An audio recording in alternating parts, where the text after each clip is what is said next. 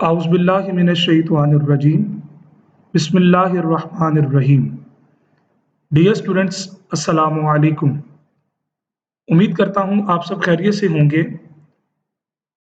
जैसा कि आप लोग जानते हैं कि लास्ट लेक्चर में हमने डेटा टाइप्स के हवाले से बात की थी और सी लैंग्वेज में डिफरेंट डेटा टाइप्स जो हमने स्टडी की हैं, जिनमें इंटीजर था, फ्लोट, करैक्टर डेटा टाइप और लास्ट पे हमने इनकी करैक्टर डेटा टाइप की डिफरेंट हमने मैनिपुलेशंस को भी स्टडी किया था। आज के लेक्चर में हम सी लैंग्वेज के एक नए कॉन्सेप्ट की तरफ मूव करेंगे जिसका नाम है ऑपरेटर्स। ऑपरेटर्स क्या चीज होती है, थोड़ा सा लॉजिकली पहले मैं इसको एक्सप्लेन कर दूं। देखिए बेटा जी, आपके पास कंप्यूटर में हर एक चीज जो है वो एक सिग्नल की फॉर्म में है, यानी कि अल्टीमेटली आपकी मशीन के अंदर हर एक चीज एक करंट की फॉर्म में है और वो करंट को हम एक सिग्नल के साथ रिप्रेजेंट करते हैं। अब अगर आप फिजिकली चीजों को हैंडल करने की बात करते हैं तो वो सिग्नल एक सिंबल की फॉर्म में होता है और सिंबल किसी निशान को कहते हैं। अब वो जो सिंबल्स हैं, अब अगर हम बात करें तो वो कंप्यूटर में दो तरह के होते हैं, एक एनालॉग होते हैं और एक डिजिटल होते हैं। अब एनालॉग सिग्नल और डिजिटल सिग्नल्स के बारे में आप लोग पार्ट 1 में अच्छे तरीके से स्टडी कर चुके हैं। मैं यहाँ पे आपको उनकी कैटेगरी के अंदर रहते हुए मैं आपको एक्सप्लेन करूंगा कि आपके वो जो सिग्नल हैं, वो जो सिंबल्स जिनको हम नाम देते हैं, तो वो सिंबल आपके पास कितनी तरह के होते हैं, तो वो सिंबल भी आपके पास दो तरह के होते हैं। देखिए, सिग्नल की बात हमने की कि सिग्नल आपके पास इलेक्ट्रॉनिकली फॉर्म जो है वो दो तरह की है, एक एनालॉग फॉर्म है और एक डिजिटल फॉर्म है। अब हम अगर बात करें कंप्यूटर के अंदर, चूंकि कंप्यूटर डिजिटल सिग्नल्स को फॉलो करता है, तो डिजिटल मैकेनिज्म के अंदर आपके जो सिग्नल्स हैं हम उनको सिंबल के साथ रिप्रेजेंट करते हैं। अब वो जो सिंबल्स हैं वो स्पेसिफिकली कोई निशान है जिसको हम इस्तेमाल करते हैं। अब वो जो सिंबल्स हैं, बेसिकली वो सिंबल्स भी दो टाइप्स के हैं। एक को हम नाम देते हैं ऑपरेटर का और एक को हम नाम देते हैं ऑपरेंड का। वो तमाम तरह के सिंबल्स जो कि कोई सर्विसेज परफॉर्म करते हैं, कोई एक्शन परफॉर्म करते हैं, कोई एक्टिविटी परफॉर्म करते हैं, कोई टास्क जनरेट करते हैं, उन तमाम सिंबल्स को हम नाम देते हैं ऑपरेटर्स का। इसी तरह वो तमाम तरह के सिंबल्स जो ऑपरेट होते हैं उन्हें हम ऑपरेंड्स कहते हैं। जैसे मिसाल के तौर पर 2 + 2 इज इक्वल टू 4 है।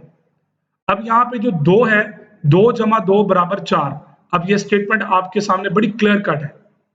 अब इसमें जो 2 है वो क्या है, वो ऑपरेटर नहीं है, वो सर्विसेज प्रोवाइड नहीं कर रहा, वो सर्विसेज को यूज कर रहा है, वो एक नंबर है, वो एक निशानदेही है, वो एक सिंबल है।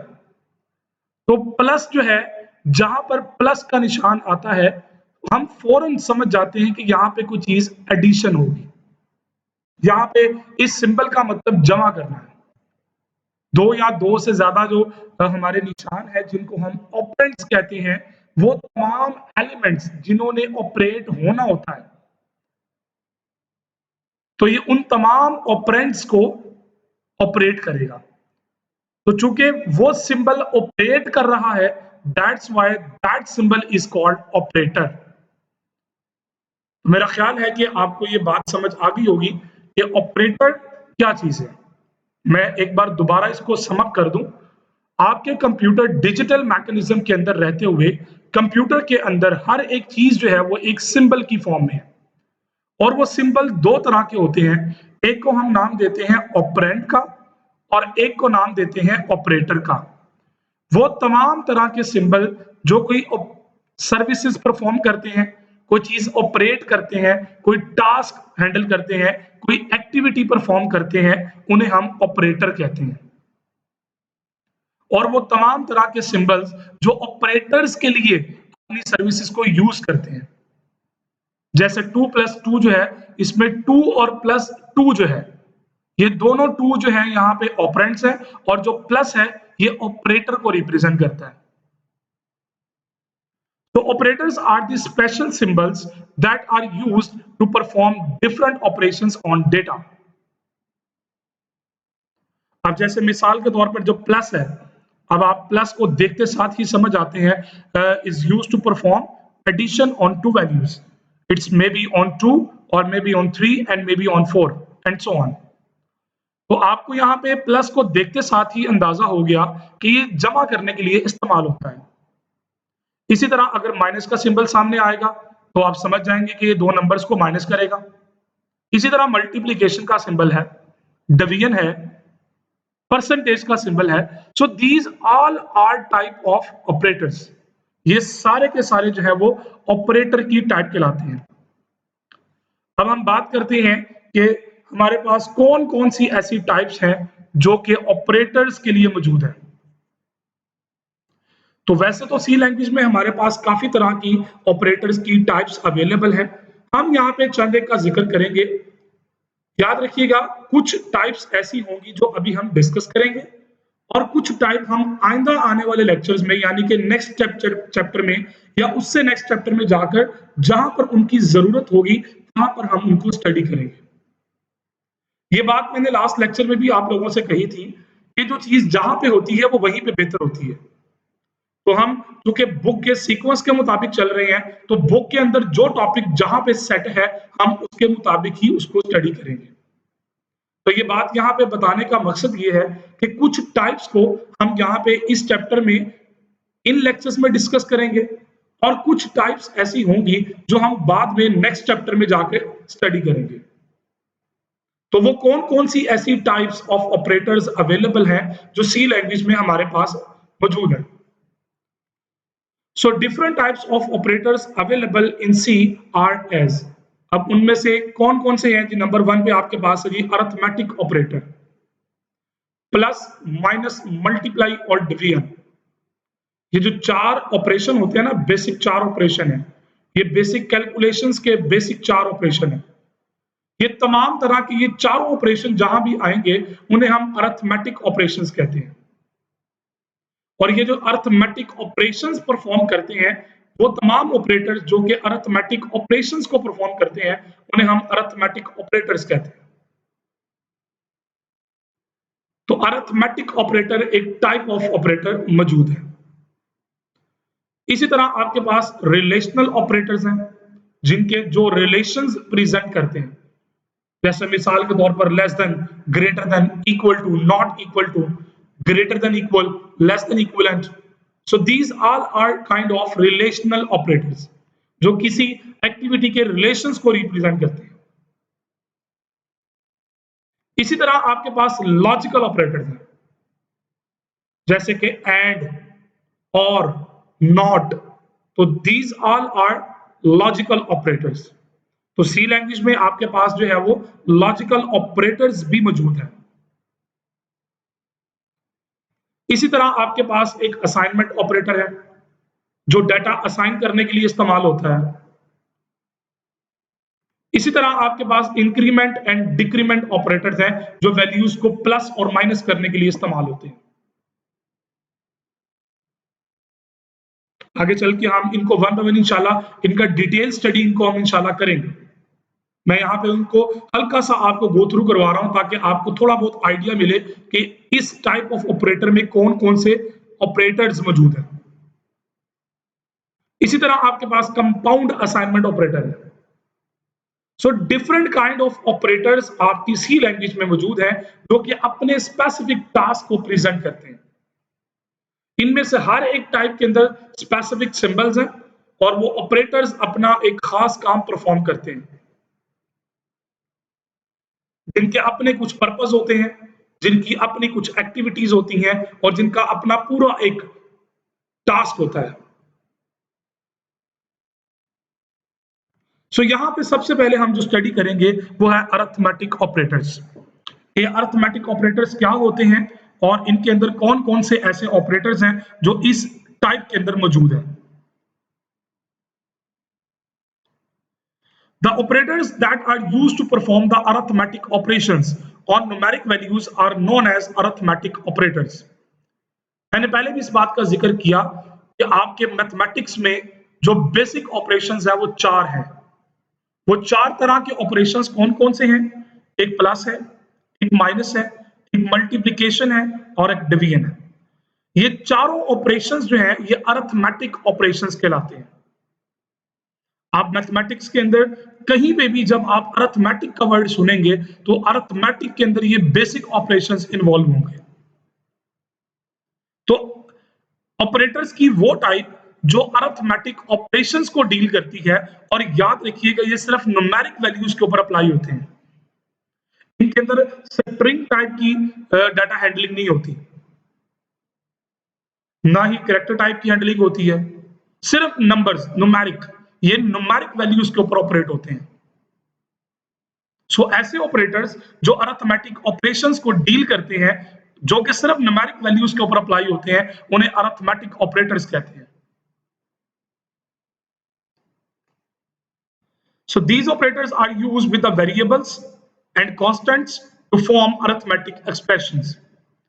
और यही ऑपरेटर्स होते हैं जो वेरिएबल्स के साथ भी इस्तेमाल होंगे, वो कोई कांस्टेंट भी हो सकते हैं, और अरिथमेटिक एक्सप्रेशन की फॉर्म के अंदर ये डील होते हैं। The basic arithmetic operators that are available in C are as, वो कौन-कौन से हैं मैं चंद एक आपको बल्कि चंद एक नहीं तमाम बता देता हूं कि C लैंग्वेज में जो अरिथमेटिक ऑपरेटर्स हैं वो 4 के साथ एक 5वां भी है। वो 5 तरह के डिफरेंट ऑपरेटर्स हैं जो कि अरिथमेटिक ऑपरेटर्स कहलाते हैं C लैंग्वेज में। उनमें नंबर 1 पे आपके पास है जी प्लस, जिसका नाम है एडिशन। ये जो आपके सामने स्क्रीन पे टेबल नजर आ रही है, मैंने टेबल को कुछ इस तरह से डिजाइन किया है कि ये उसके ऑपरेशन का नाम है, ये उसका सिंबल है जिसे ऑपरेटर कहते हैं, और ये उस ऑपरेटर का सिंबल पर्पस है कि उसका पर्पस क्या है। सो एडिशन इसका नेम है, प्लस ऑपरेटर है, ये वो सिंबल है जो प्लस कहलाता है। So it is used to add 2 values. अब वो 2 वैल्यूज कैसे ऐड होंगी, क्योंकि ये बाइनरी ऑपरेटर है। बाइनरी ऑपरेटर का मतलब होता है कि ये 2 ऑपरेंड्स लेगा, यानी कि ये 2 वैल्यूज के ऊपर ऑपरेट होगा। अब अगर आप 2 जमा लिख दें तो ये एरर दे देगा, क्योंकि इसके लिए मिनिमम रिक्वायरमेंट ये है कि कम से कम 2 आपके पास ऑपरेंड्स होने चाहिए। तो ये 2 जमा 2, 2 जमा 3, 2 जमा 5, 10 जमा 8, ए जमा बी, तो इस तरह डिफरेंट, ये 2 डिफरेंट क्वांटिटीज के ऊपर अप्लाई होता है, और ये क्या करता है, उन दोनों वैल्यूज को प्लस कर देगा, ऐड कर देगा, जमा कर देगा। इसी तरह दूसरा आपके पास है जी सब्ट्रैक्शन, उसका सिंबल माइनस का निशान है। सो ये क्या करता है, बिल्कुल इसी तरह जिस तरह प्लस काम करता है, ये भी काम करता है, लेकिन ये माइनस करता है, और ये भी एक बाइनरी ऑपरेटर है। इसके लिए भी मिनिमम 2 ऑपरेंड्स रिक्वायर्ड है, एक पहले और एक बाद में। So it is used to subtract one value from another value. ये फर्स्ट वैल्यू यानी कि लेफ्ट साइड वाली जो वैल्यू होगी उसमें से राइट वाली वैल्यू को माइनस करेगा। इसी तरह तीसरा सिंबल जो आपके पास है वो स्टेरिक का है, जिसे मल्टीप्लिकेशन के लिए यूज करते हैं। सो it is use to multiply 2 values. ये भी बाइनरी ऑपरेटर है। इसके लिए भी 2 नंबर रिक्वायर्ड है, एक नंबर इस सिंबल से पहले का है और एक नंबर इस सिंबल के बाद होगा। ये दोनों को मल्टीप्लाई करेगा, ज़र्ब करेगा। इसी तरह आपके पास एक डिवीजन का सिंबल है। So it is use to divide one value from another value. ये लेफ्ट वाली वैल्यू को डिवाइड करेगा राइट वाली वैल्यू के साथ। तो ये भी बाइनरी ऑपरेटर है, इसको भी 2 वैल्यूज रिक्वायर्ड है। अब ये 4 बेसिक ऑपरेशन तो वो हैं जो बेसिक मैथमेटिक्स में जिनकी ना हो आपको पहले से मौजूद है। सी लैंग्वेज में अरिथमेटिक ऑपरेटर्स की कैटेगरी में एक ऑपरेटर और भी है जिसे कहते हैं मॉड्यूलस ऑपरेटर, जो परसेंटेज के सिंबल के तौर पे इस्तेमाल होता है। इसका मकसद क्या होता है कि अगर 2 वैल्यूज में से आपने रिमाइंडर फाइंड करना हो, डिवाइड करने पर जो रिमाइंडर आप निकालते हैं, तो वो रिमाइंडर निकालने के लिए हम मॉड्यूलस ऑपरेटर को इस्तेमाल करते हैं। तो ये मॉड्यूलस ऑपरेटर जो होता है बेसिकली ये रिमाइंडर निकालने के लिए इस्तेमाल होता है। So it is used to find the remainder of division of two integers. इसे रिमाइंडर ऑपरेटर भी कहते हैं. So all arithmetic operators except the modulus operators are used to perform the arithmetic operations on real as well as integer type data. अब real में आपके पास floating point, integer और points वाले तमाम डाटा मेंबर्स आ जाते हैं. तो ये इंटीजर और रियल दोनों टाइप के वैल्यूज के ऊपर परफॉर्म करते हैं.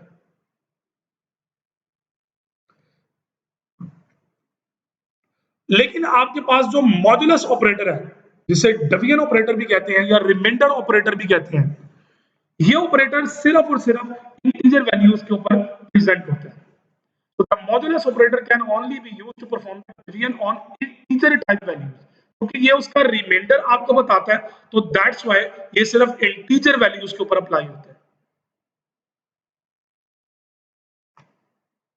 जैसे मिसाल के तौर पर 7/4, तो 7 तकसीम 4, 4 एकम 4, बाकी रिमाइंडर 3 बचा, तो ये आपको 3 रिटर्न कर देगा. तो ये जो परसेंटेज का सिंबल है, ये रिमाइंडर निकालने के लिए इस्तेमाल होता है. आपको बकाया जात बता देगा, ये अशारिया में नहीं जाएगा, क्योंकि इसलिए ये सिर्फ इंटीजर वैल्यूज के ऊपर डील होता है, ये पॉइंट्स पे नहीं लेके जाएगा आपको. और ये जो रिजल्ट देगा वो न्यूमेरिक होगा, यानी कि इंटीजर टाइप का होगा.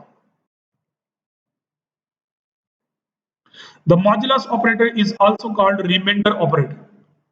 इसे रिमाइंडर ऑपरेटर भी कहते हैं. So each arithmetic operator performs the arithmetic operations on two numeric values. जैसा कि मैं हर एक सिंबल के साथ बताता रहा हूं, ये तमाम वो कांस्टेंट हो या वेरिएबल्स हो, उन तमाम के साथ ये क्या करेगा, इसको दो वैल्यूज रिक्वायर्ड होंगी, एक उस सिंबल से पहले और एक उस सिंबल के बाद. So arithmetic operators are binary operators. तो हम कह सकते हैं कि ये बाइनरी ऑपरेटर्स हैं. So बाइनरी, बाई का मतलब होता है टू, बाइनरी टू का निजाम, यानी कि दो के साथ जो चलते हैं.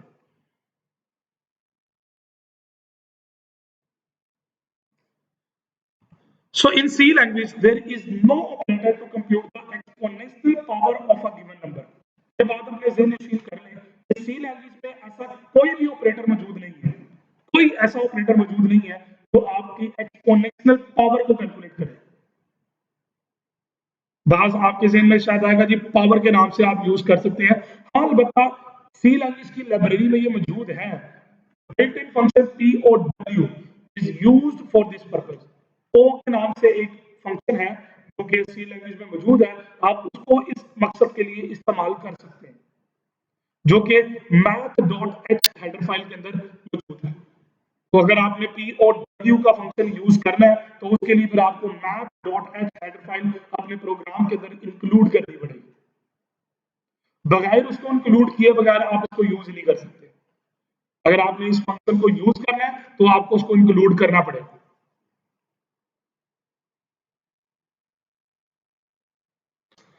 अब कुछ चीजें ऐसी हैं जो कि इंतहाई इंपॉर्टेंट है डिवीजन ऑपरेटर के हवाले से. जब आप डिवीजन करते हैं ना, तो उस वक्त कुछ कवानीन है, कुछ बड़ी जरूरी अहम बातें हैं जो आपके जहन नशीन होनी चाहिए. अगर आप उन बातों को माइंड से निकाल देंगे तो आप बहुत बड़े मसाइल के अंदर पढ़ सकते हैं. हमने कुछ लेक्चर्स पहले बात की थी लॉजिकल एरर्स की. तो वो लॉजिकल एरर्स मैंने आपको तब बताया था कि ये ऐसे बदतमीज किस्म के एरर होते हैं कि ये गले पड़ जाते हैं, और इनकी इनकी वजह क्या बनती है, वो आपकी अपनी मिस्टेक्स होती हैं.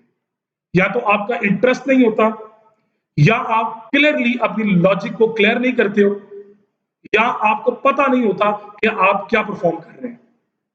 सो डिवीजन ऑपरेटर के दौरान कुछ इश्यूज आते हैं. तो वर्किंग विद डिवीजन ऑपरेटर के अंदर कुछ प्रिंसिपल्स हैं, कुछ रूल्स हैं, कुछ पॉइंट्स ऐसे हैं जो मैं आपके साथ शेयर कर रहा हूं, जो कि इंतहाई इंपॉर्टेंट है, और आपकी बातें ये ज़हन नशीन होनी चाहिए जब भी आप डिवीजन ऑपरेटर को यूज करें.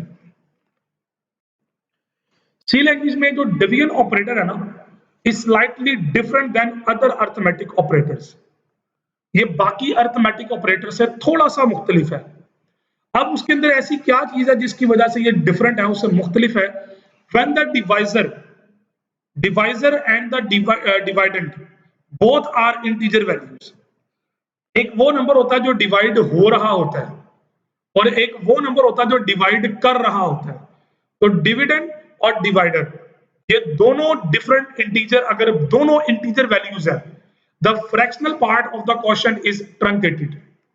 अगर दोनों इंटीजर होंगी तो वो क्या करेगा, जब रिजल्ट आएगा तो रिजल्ट के बाद भी वो जो रिजल्ट आएगा वो भी इंटीजर ही लेगा। सो ये पहला पॉइंट आपने देनी शुरू कर। क्योंकि दोनों इनपुट, देखिए हमने बात की थी कि आपका जो प्रोग्राम है वो इनपुट के ऊपर डिपेंडेंट होता है। आप जैसी उसको इनपुट देंगे वो वैसी आपको आउटपुट रिक्वायर्ड देगा। अब चूंकि आपने इनपुट में दोनों इंटीजर वैल्यूज उसको पास आउट करवाई है, तो ये कैसे मुमकिन है कि वो आपको रिजल्ट फ्लोट में देगा। तो जनाबे वाला, अगर आपने दोनों इंटीजर ली हैं तो याद रखिएगा आपकी जो आउटपुट होगी, जो रिजल्ट होगा वो भी इंटीजर की फॉर्म में आएगा। For example, the returned value by the 5.0 divided by 2.0 is 2.5। अब क्योंकि ये दोनों इनपुट हमारी क्या थी, फ्लोट थी, तो रिजल्ट क्या आया 2.5। But the return value of 5/2 is 2। अब चूंकि दोनों इंटीजर थी तो रिजल्ट भी इंटीजर आएगा। हालांकि 5/2 पे यहां से 2.5 आता है, लेकिन अगर वो दोनों इनपुट आपकी फ्लोटिंग पॉइंट होंगी तो ये फ्लोट में रिजल्ट देगा। अगर दोनों इनपुट ये इंटीजर टाइप की होंगी तो ये रिजल्ट आपको इंटीजर में देगा। बस ये छोटा सा एक मेजर सा डिफरेंस है जो वेरिएबल को डिक्लेरेशन करते वक्त आपके माइंड में होना चाहिए। Similarly, the returned value of 98.0 divided by 100.0 is 0.98 है, but the returned value of 98 divided by 100 is 0, क्योंकि दोनों इंटीजर आ गए। तो यहां से 0.98 में और 0 में जमीन आसमान का फर्क है। अब अगर आप 0.98 को मल्टीप्लाई बाय 5 करते हैं तो ये कुछ ना कुछ रिजल्ट आपको रिटर्न करेगा, लेकिन जब आप 5 को 0 से मल्टीप्लाई करेंगे तो ये सारा का सारा रिजल्ट 0 रहेगा।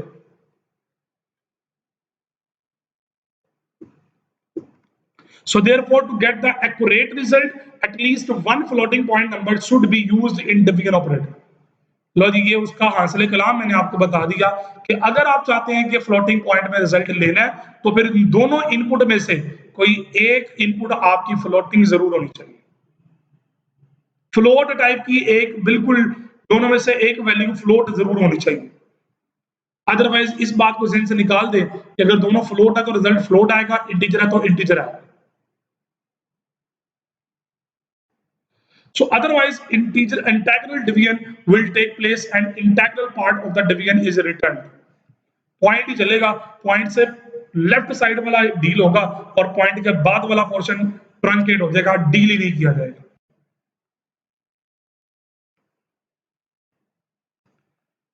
अब थोड़ी सी बात कर लेते हैं। अभी आज के लेक्चर के शुरू में मैंने एक वर्ड यूज किया था, एक्सप्रेशन। वो ऑपरेटर की डेफिनेशन में मैंने आपको बताया था कि आपके पास जो ऑपरेटर्स होते हैं वो डील होते हैं या तो वेरिएबल्स के ऊपर या कांस्टेंट के ऊपर in the form of expression. तो ये एक्सप्रेशन क्या चीज होती है, अब थोड़ी सी बात हम इसके ऊपर कर लेते हैं कि what is meant by expression. Expression basically क्या है, कलेक्शन है, कॉम्बिनेशन है ऑपरेटर्स और ऑपरेंड्स का। यानी कि अगर आप कोई ऐसी स्टेटमेंट लिखें जिसमें ऑपरेटर और ऑपरेंड्स दोनों आ जाएं तो उसे हम कह देते हैं कि ये हमारी एक्सप्रेशन है। An expression is the combination of operators and operands। कि आपके ऑपरेटर्स और ऑपरेंड्स जब मिल जाते हैं तो वो जो मिली हुई स्टेटमेंट बनती है उसे कहते हैं expression.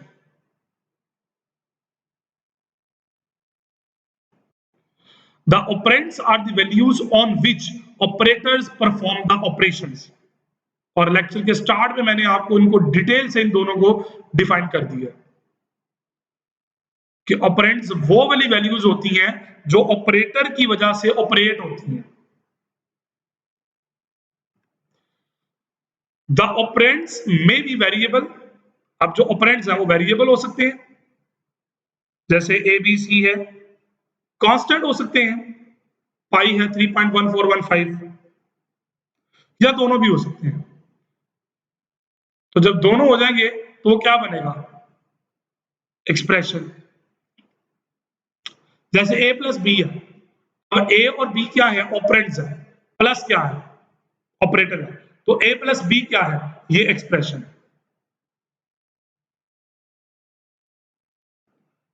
Parentheses can also be used in an expression। अब आपकी जो स्टेटमेंट होती है, इक्वेशन जो होती है ना, बेसिकली जो इक्वेशन होती है वो हमारी एक्सप्रेशन होती है। अब उसके अंदर चूंकि पैरेंथेसिस भी आ जाती हैं, ब्रैकेट्स भी आ जाती हैं। An expression gives a single result, लेकिन याद रखिएगा एक्सप्रेशन जो होती है वो आपको एक सिंगल रिजल्ट प्रोवाइड करती है। For example, to compute the volume of a box with side A B C, आपके पास एक बॉक्स है, आप उसका वॉल्यूम कैलकुलेट करना चाह रहे हैं और उसकी साइड्स ए बी सी है, 3 है, तो ये ए बी सी क्या है, ये वेरिएबल्स हैं। द मैथमेटिकल फार्मूला और expression is written as a into B into C. अब तीनों को मल्टीप्लाई कर दो तो आप उसका वॉल्यूम कैलकुलेट कर लोगे। तो ये जो आपने तीनों को मल्टीप्लाई करके लिखा, ये क्या फॉर्म बनी, इसे हम फार्मूला कहते हैं, और ये फार्मूला ही एक्चुअली आपकी एक्सप्रेशन होती है।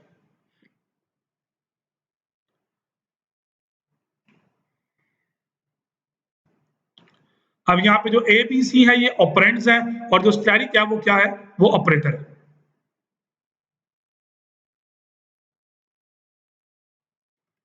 The expressions are divided into the following main categories। अब आपकी जो एक्सप्रेशन है वो भी आगे 3 तरह की होती है। एक अरिथमेटिक एक्सप्रेशन है, एक रिलेशनल एक्सप्रेशन है, और एक लॉजिकल एक्सप्रेशन है। रिलेशनल एक्सप्रेशंस को हम रिलेशनल ऑपरेटर में जाके स्टडी करेंगे, और लॉजिकल एक्सप्रेशंस को लॉजिकल ऑपरेटर्स की टाइप में जाके स्टडी करेंगे। अभी चूंकि हम अरिथमेटिक ऑपरेटर्स को स्टडी कर रहे हैं और उसके अंदर हमने एक्सप्रेशंस को देखा, और अब हम यहाँ पे बात भी सिर्फ अरिथमेटिक एक्सप्रेशंस की करेंगे। तो अरिथमेटिक एक्सप्रेशंस बेसिकली क्या होती हैं? An expression that is a combination of numeric variables, numeric constants, and arithmetic operators is called arithmetic expression। यानी कि ऐसी एक्सप्रेशन जिसके अंदर आप अरिथमेटिक ऑपरेटर्स का इस्तेमाल करें, वो अरिथमेटिक एक्सप्रेशन कहलाती है। In a C program, the arithmetic expression is used to calculate the value of arithmetic formula। तो आपके अरिथमेटिक फॉर्मूले को कैलकुलेट करने के लिए हम जो है वो अरिथमेटिक एक्सप्रेशन का जो है वो इस्तेमाल करते हैं। यानी कि जहां पे अरिथमेटिक आपका वर्ड यूज होना ना, तो वहां पे ऑपरेटर जो यूज होंगे वो भी अरिथमेटिक होंगे, और जो एक्सप्रेशन यूज होगी वो भी अरिथमेटिक होगी।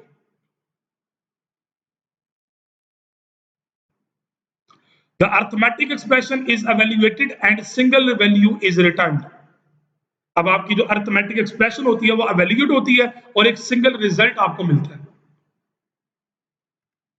जैसे a प्लस बी है, ये अरिथमेटिक एक्सप्रेशन है, a into B plus B. अब a इंटू 5 प्लस बी, अब इसके अंदर पहले मल्टीप्लाई में सोल्व होना है, फिर प्लस में सोल्व होना, चूंकि मल्टीप्लीकेशन की प्रेसिडेंस हाई है, तो ये भी एक अरिथमेटिक एक्सप्रेशन है।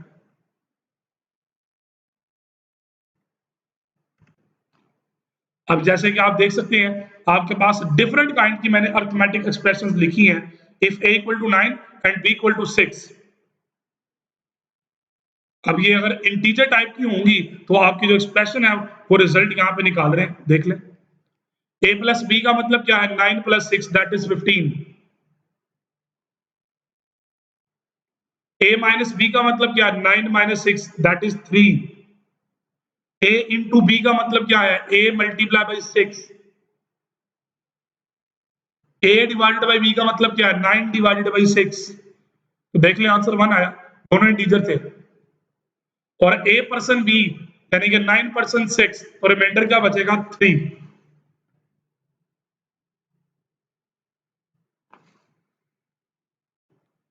अब आपकी जो करेक्ट और इनकरेक्ट एक्सप्रेशंस हैं उनके बारे में बात कर लेते हैं।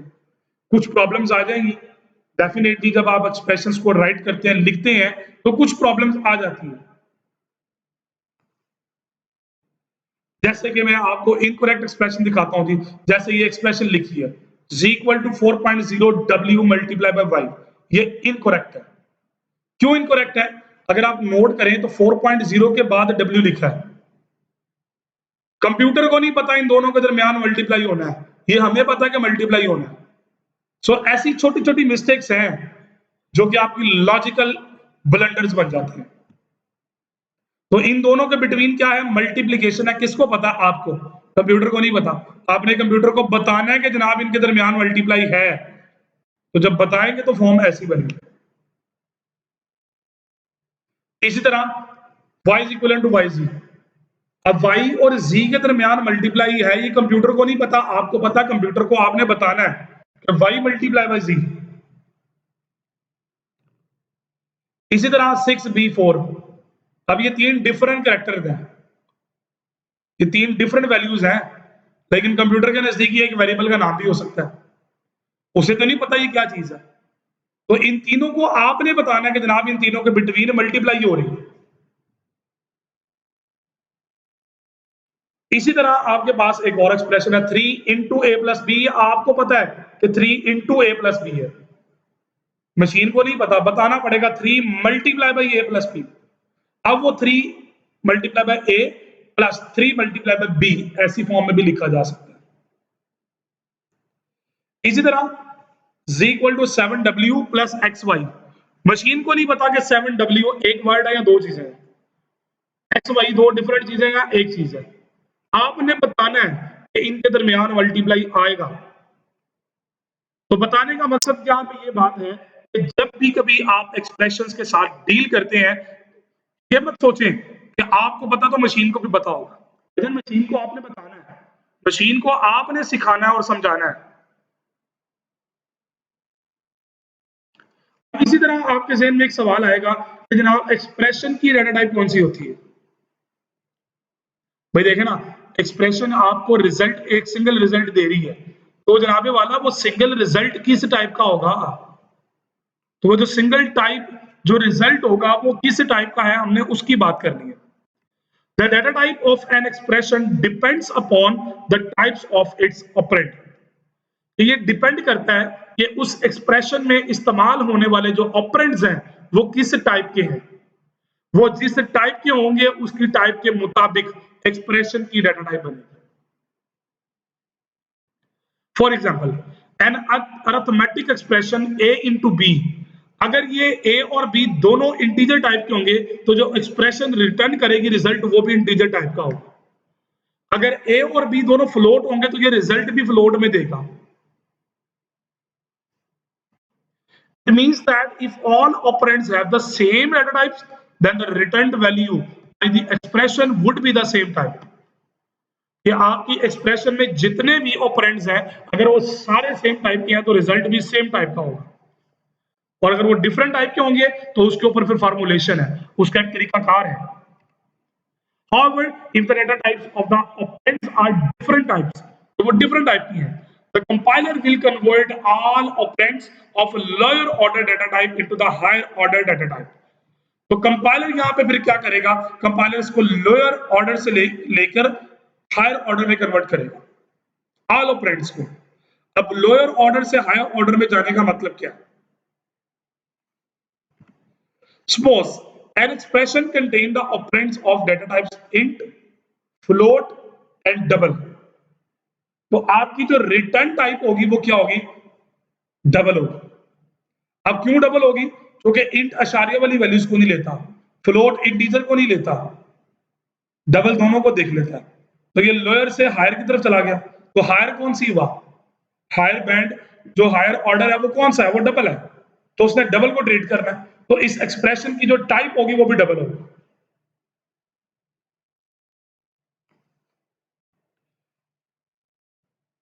अब इसी तरह आपके पास हम फाइनली इस लेक्चर में जो जो चीजें आज के लेक्चर में देखी है हमेशा की तरह आज भी हम समराइज करेंगे कि हमने बात स्टार्ट की थी ऑपरेटर से। ऑपरेटर्स क्या होते हैं? खास किस्म के सिंबल होते हैं जो कोई एक्टिविटी परफॉर्म करते हैं किसी ऑपरेंड के ऊपर। फिर हमने टाइप्स ऑफ ऑपरेटर की बात की जिसमें अरिथमेटिक भी थे, लॉजिकल भी थे, रिलेशनल भी थे, असाइनमेंट ऑपरेटर थे, इंक्रीमेंट ऑपरेटर थे, डिक्रीमेंट ऑपरेटर थे, कंपाउंड असाइनमेंट ऑपरेटर थे, और भी डिफरेंट टाइप को हमने स्टडी किया। फिर उसके बाद हमने अरिथमेटिक ऑपरेटर्स को स्टडी किया, जैसे हम प्लस था, माइनस, मल्टीप्लाई, डिवीजन और मॉड्यूलस, जिसे हमने रिमाइंडर ऑपरेटर के नाम से भी याद किया। फिर हमने देखा कि जी डिवीजन ऑपरेटर के साथ काम करना कैसा होता है। फिर हमने बात की एक्सप्रेशन क्या होती है, फिर एक्सप्रेशन की टाइप की बात की थी, फिर उसके बाद हमने अरिथमेटिक एक्सप्रेशन की बात की, और लास्ट में हमने करेक्ट और इनकरेक्ट एक्सप्रेशंस को देखा, और फाइनली फिर हमने एक्सप्रेशन की रिटर्न टाइप को देखा कि जो आपकी एक्सप्रेशन की डाटा टाइप जो होती है वो क्या होती है, एक्सप्रेशन क्या रिटर्न करेगा, उस चीज को हमने स्टडी किया। उम्मीद करता हूं आज के लेक्चर में आपने इंपॉर्टेंट चीजें जो है वो हाईलाइट की होंगी और लेक्चर को अच्छे तरीके से आपने समझा भी होगा। अच्छे तरीके से लेक्चर्स को तैयार किया करें, कहीं देखो कंफ्यूजन हो तो क्वेश्चन करने से गुरेज मत किया करें, क्वेश्चन जरूर किया करें। क्वेश्चंस करने से आपकी स्किल्स इंप्रूव होती हैं, आपका नॉलेज इंप्रूव होता है, आपके कॉन्सेप्ट मैच्योर होते हैं। अगर सीरीज में कोई लेक्चर में कोई पुराने टॉपिक की समझ ना आई हुई हो तो आगे बढ़ने से पहले उस टॉपिक को अच्छे तरीके से कवर करके फिर आगे बढ़ा करें। दुआ में अपनी दुआ में याद रखिएगा, आप लोगों के लिए बहुत सा प्यार है, दुआ में याद रखिएगा, अपना ख्याल रखिएगा। अगले लेक्चर तक के लिए इजाजत दीजिए, अल्लाह हाफिज।